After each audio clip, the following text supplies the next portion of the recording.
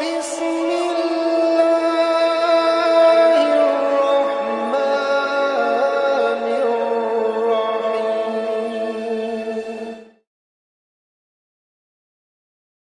اعوذ باللہ من الشیطان الرجیم. بسم اللہ الرحمن الرحیم وبہ نستعین. اللہم اجعل لی فیہ نصیبا من رحمتک الواسعہ واہدنی فیہ لبراہینک الساطعہ وخذ بناصیتی الی مرضاتک الجامعہ بمحبتک یا امل المشتاقین. ایک واقعہ نقل کیا جاتا ہے کہ جناب رسول خدا کے پاس ایک جوان آتا ہے اور جناب رسول خدا سے کہتا ہے کہ میں شرمندہ ہوں اور میں چاہتا ہوں کہ آپ میرے لیے پروردگار سے معافی مانگیں، استغفار کریں میرے لیے. جناب رسول خدا اس کے لیے استغفار کرتے ہیں اور اس کو بشارت دیتے ہیں کہ تمہاری توبہ جو ہے وہ قبول ہو گئی ہے.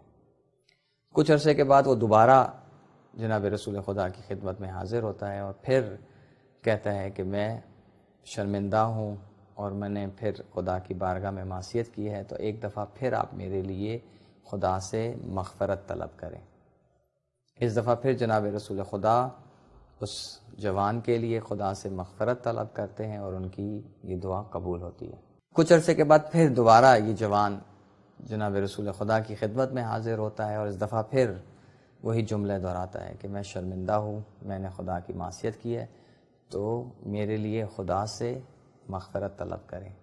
جناب رسول خدا ایک بار پھر اس کے لیے خدا سے اس کی مغفرت کی دعا مانگتے ہیں.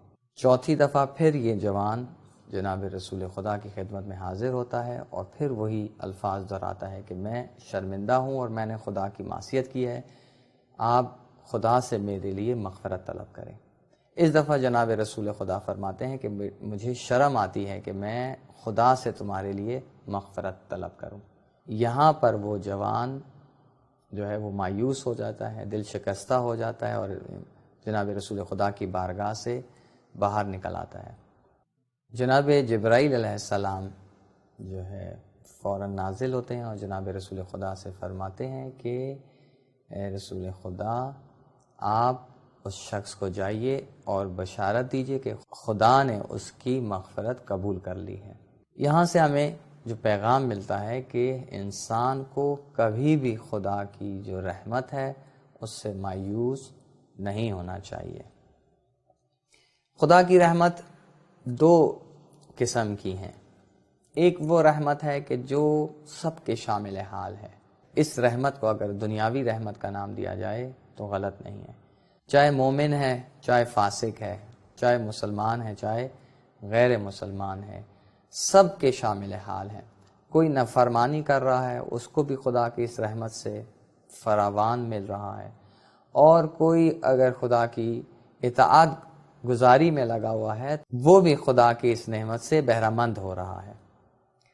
اب جب انسان کو جو ہے معلوم ہے کہ خدا ہر قسم کی نعمت سے اس کو دے رہا ہے، تو کبھی کبھی انسان غفلت کا شکار ہو جاتا ہے اور بھول جاتا ہے کہ یہ نعمت جو خدا کی طرف سے دی گئی ہے، میرے اوپر ان نعمتوں کے حوالے سے کچھ ذمہ داری عائد ہوتی ہے.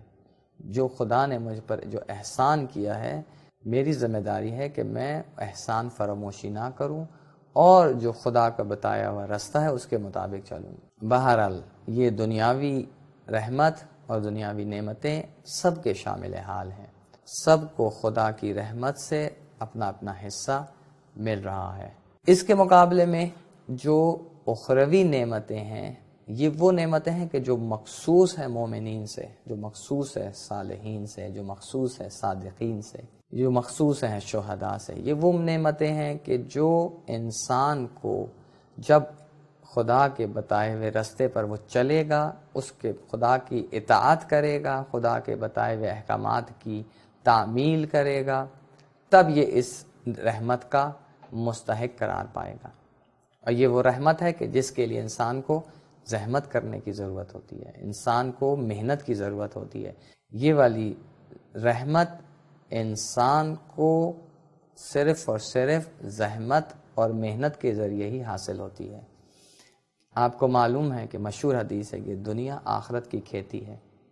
بس جو شخص اس دنیا میں خدا کے احکامات پر عمل کرے گا اور اپنے نیکیوں اور نیک اعمال کے بیج اس دنیا میں بوئے گا، وہی آخرت میں خدا کی اس رحمت سے بہرہ مند ہو سکے گا. اب اس رحمت خداوندی کا حقدار بننے کے لیے انسان کو جو ہے خدا کے رستے پر چلنے کی وجہ سے جو مشکلات اور مصائب اور جو تکلیف پیش آتی ہیں اس میں اس کو صبر و استقامت دکھانی ہوگی. خلاصہ یہ کہ انسان جو ہے وہ اس دنیا میں خدا کی جو دنیاوی رحمت ہے اس سے تو بہرہ مند ہو ہی رہا ہے، لیکن اگر وہ چاہتا ہے کہ خدا کی اخروی نعمتوں اور اخروی رحمتوں سے مستفید ہو تو اس کے لیے ضرور اس کو زحمت اٹھانی پڑے گی، اس کو محنت کرنی پڑے گی. اس وجہ سے جو معصوم دعا مانگتے ہیں وہاں پر صرف رحمت واسعہ کو جب طلب کرتے ہیں تو اس میں دونوں ہی نعمتیں اور رحمتیں شامل ہیں، لیکن کیونکہ جو اخروی رحمت ہیں اس کے لیے انسان کو محنت کی ضرورت ہے، تگ و دو کی ضرورت ہے، تو یہ انسان کو اس وقت حاصل ہوتی ہے کہ جب خدا کی طرف سے ہدایت اس کے شامل حال ہو. اور خدا کی جو ہدایت ہے وہ اس دنیا میں خدا نے اس ہدایت کے لیے روشن دلائل بھیجے ہیں، واضح اور آشکار نشانیاں انسانوں کے لیے بھیجی ہیں کہ جن کے ذریعے سے انسان نے یہ ہدایت حاصل کرنی ہے. یہ روشن اور واضح دلائل ان میں سب سے بڑھ کر خود جناب رسول خدا کی شخصیت ہے. اور جناب رسول خدا نے اپنی اس امت کے لیے اس ہدایت کو سلسلے کو جاری رکھنے کے لیے 2 گراں قدر چیزیں چھوڑنے کا اعلان کیا کہ جو بھی ان 2 گراں قدر چیزوں کو سے متمسک ہو جائے گا وہ کبھی بھی گمراہ نہیں ہوگا، ہمیشہ ہدایت کے راستے پر رہے گا. اور وہ 2 گراں قدر چیزیں قرآن اور اہل بیت اطہار علیہ السلام ہیں. پس انسان کے لیے یہ سب کی سب واضح اور روشن دلائل ہیں جو انسان کی ہدایت کے لیے خداوند متعال نے مہیا کی ہیں. پس یہی وجہ ہے کہ جہاں پہ معصوم جو ہے جب دعا مانگتے ہیں کہ اللہم اجعل لی فیہ نصیبا من رحمتک الواسعہ، اے میرے معبود آج کے دن مجھے اپنی وسیع رحمت میں سے حصہ عطا فرمانا، وہاں پر فوراً ہی یہ دعا بھی فرماتے ہیں کہ وَاہْدِنِی فِیہ لِبَرَاہِینِکَ السَّاطِعَةِ، کہ پروردگار مجھے ہدایت فرما آج کے دن اپنی روشن نشانیوں کے ذریعے سے. اور یہ روشن نشانیاں اور یہ روشن دلائل، یہ براہین ساطعہ، یہ جناب رسول خدا اور قرآن اور اہل بیت علیہم الطہار کی شکل میں انسانوں کے لیے مہیا ہیں.